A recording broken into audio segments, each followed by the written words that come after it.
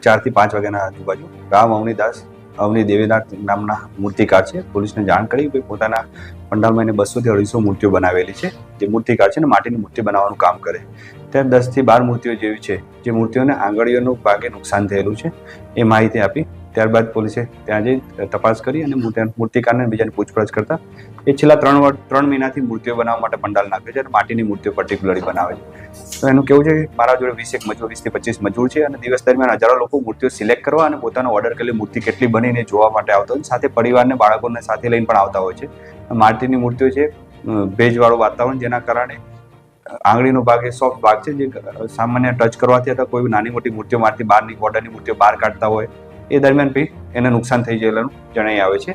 હાલ કોઈ ગુનાહિત છે કે નહીં એ બાબતમાં પોલીસ તપાસ કરી, પણ પ્રાથમિક તપાસ દરમિયાન એવું કંઈ જણાઈ આવતું નથી. અને પોલીસ આ બાબતે મૂર્તિકારને બી રાખી પોલીસની મૂર્તિઓ અલગ થોડા દૂરના અંતરે રાખી, જેના કારણે ઇઝીલી મૂર્તિઓ જે માણસોને અવર જવાના કારણે તૂટે ને નુકસાન ના થાય.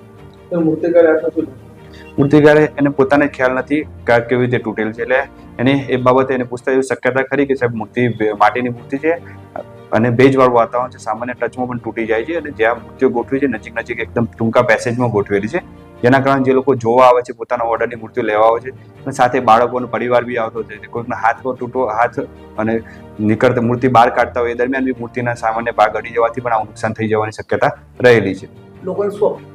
લોકોને અપીલ કરીએ છીએ કે જે લોકો અમુક સોશિયલ મીડિયા પેજ ઉપર અથવા કોઈ ઈરાદાપૂર્વક તોડેલી રીતની અફવા ચાલે પણ એના ઉપર ધ્યાન ના રાખવું. પોલીસની પ્રાથમિક તપાસ દરમિયાન આવું કોઈ પણ જણાઈ આવેલું નથી. લોંગ ટાઈમથી મૂર્તિ લેવા હજારો લોકો આવતા હોય. માટીની મૂર્તિઓ છે અને ટૂંકા પેસેજમાં ગોઠવેલી મૂર્તિઓ છે, જેના કારણે આવો બનાવ બનાવવાની શક્યતા પોલીસને હાલ દેખાઈ આવે છે.